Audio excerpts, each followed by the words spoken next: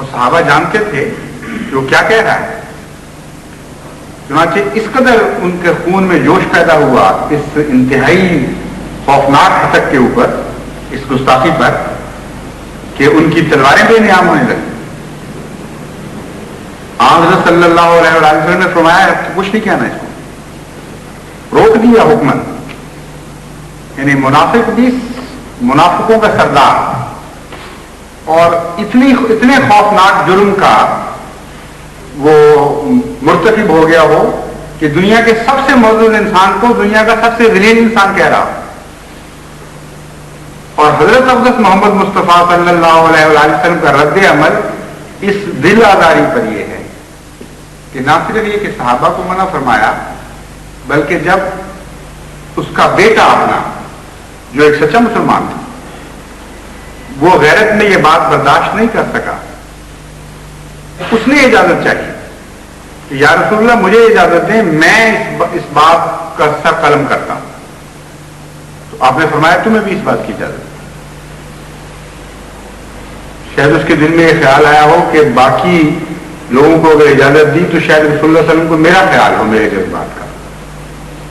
یہ بیٹا تو مخلص ہے، اس کے دل کو تکلیف نہ پہنچے کہ کوئی اور اس کے باپ کو قتل کر رہا ہے. کیسا عظیم نمونہ وہ دکھاتا ہے. خود حاضر ہوتا ہے، کہتا ہے یا رسول اللہ مجھے اجازت ہے. آپ نے فرمایا نہیں. لیکن وہ ایسا تڑپ رہا تھا، کیسا بے قرار تھا کہ جب مدینے میں داخل ہونے کا وقت آیا تو آگے جا کر رستہ روک کے کھڑا ہو گیا اپنے باپ. اس نے کہا خدا کی قسم میں تمہیں نہیں داخل ہونے دوں گا اس شہر میں جب تک یہاں یہ اعلان نہ کرو کہ تم دنیا کے سب سے ذلیل انسان ہو اور محمد مصطفیٰ صلی اللہ علیہ وسلم دنیا کے سب سے معزز انسان.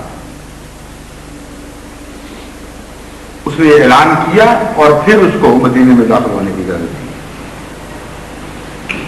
تو جو منافقوں کا سردار تھا وہ مسلسل اپنے آپ کو مسلمان کہتا رہا اور حضرت صلی اللہ علیہ وآلہ وسلم کی یہ خواہش رہی کہ میں خود اس کا جنازہ پڑھوں. یہ ہے اسوہ محمد مصطفیٰ صلی اللہ علیہ وآلہ وسلم. یہ ہے قرآن کریم کی تعلیم منافقین کے متعلق. اب کوئی نیا قرآن نازل ہو رہا ہے پاکستان کے اوپر کہ جہاں نئی تعلیمات جاری کی جائیں گی منافقین کے بارے میں، اور پھر یہ بھی پتہ نہیں کہ منافق ہے کون. تم منافق ہو یا وہ منافق ہیں جن کے متعلق تم کہہ رہے ہو کہ یہ منافق ہے. اس کا فتویٰ کون صادر کرے گا؟ تم کہتے ہو ہمیں کہ تم منافق ہو، اسی منہ سے ہم کہہ دیتے ہیں تم منافق ہو. فیصلہ کون کرے گا منافقت کا؟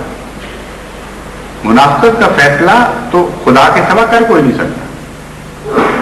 اور خدا کا یہ فیصلہ ہے کہ جب میں فیصلہ کر دوں تب بھی تمہارا کام نہیں ہے کہ زبردستی کرو. یہ میرا کام ہے زبردستی کروں یا نہ کروں. چنانچہ حضرت صلی اللہ علیہ وآلہ وسلم کے متعلق فرمایا انما انت مذکر لست علیہم بمسیطر. کہ اے محمد صلی اللہ علیہ وآلہ وسلم سب دنیا کا سردار ہے تو، لیکن تجھے داروغہ نہیں بنایا، صرف نصیحت کرنے والا بنایا ہے. لست علیہم بمسیطر، نہ زبردستی تو ان کو تبدیل کرے گا، نہ پھر جواب طلبی کی جائے گی کہ کیوں تم نے زبردستی نہیں کی. مسیطر کے دونوں معنی. لیکن یہ داروغہ بن گئے اور دنیا کو کہتے ہیں کہ ہم کیسے اجازت دے سکتے ہیں کہ اسلامی ملک میں کہ منافق بس رہے ہوں اور وہ اپنے آپ کو مسلمان بنا رہے ہیں اور دنیا کو دھوکہ دے رہے ہیں. جو یقینی منافق تھے، جو جن کی متعلق خدا نے گواہی دی تھی، ان سے یہ سلوک کیوں نہیں ہوا؟ سوال تو یہ ہے ان کو کیوں اجازت دی گئی کہ وہ اپنے آپ کو مسلمان کہتے رہے؟ اور جو فرضی منافق ہیں ان سے یہ کچھ سلوک کیا جا رہا ہے. لیکن صرف یہی نہیں، میں نے تو یہ عرض کی تھی کہ ضروریات کا ایک بلندہ ہے یہ سارا قصہ. امر واقعہ کیا ہے؟ منافقت دور کرنے کے لیے نہیں بلکہ منافقت پیدا کرنے کے لیے قانون جاری کیا گیا ہے. 40 لاکھ احمدی جو اپنے آپ کو مسلمان سمجھتا ہے اور یقین رکھتا ہے، اس کو یہ قانون مجبور کر رہا ہے کہ اپنے منہ سے تم وہ کہو اپنے متعلق جو تم اپنے آپ کو نہیں سمجھتے. یہ منافقت ہے یا وہ منافقت ہے کہ تم ان کو بے شک جھوٹا سمجھ رہے ہو لیکن اپنے آپ کو مسلمان ہی سمجھ رہے ہیں. بس ایسا شخص جو اپنے آپ کو مسلمان سمجھتا ہے اس کو کوئی دوسرا جو مرضی سمجھے فرق کیا پڑتا ہے؟ یا تو اس دوسرے نے قیامت کے دن خدا کی جگہ بیٹھا ہونا ہو پھر تو فرق پڑ جائے گا، لیکن اگر فیصلہ عالم الغیب نے کرنا ہے تو کوئی فرق نہیں پڑتا. ہم تمہیں جو مرضی سمجھیں، تم ہمیں جو مرضی سمجھو، فیصلہ قیامت کے دن ہوگا. لیکن اگر فیصلے اپنے ہاتھ میں لے لیے جائیں تو پھر فرق پڑتا ہے. اور اس قانون کی اب یہ شکل بن جاتی ہے کہ اگر کوئی احمدی اپنے آپ کو دل کی گہرائیوں کے ساتھ بھی مسلمان سمجھتا ہو، جس کے معنی یہ ہیں کہ توحید باری تعالیٰ کا قائل ہو، فرشتوں کا قائل ہو، حشر نشر کا قائل ہو، حضرت اقدس محمد مصطفیٰ صلی اللہ علیہ وآلہ وسلم کی صداقت کا قائل ہو،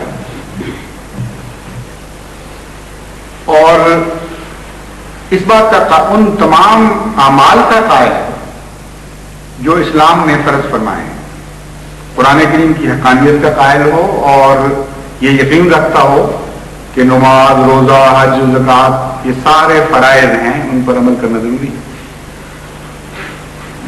ایسے شخص کو یہ قانون کہے گا کہ ہماری نظر میں چونکہ تم منافق ہو اس لیے غیر مسلم ہونے کا اعلان کرو،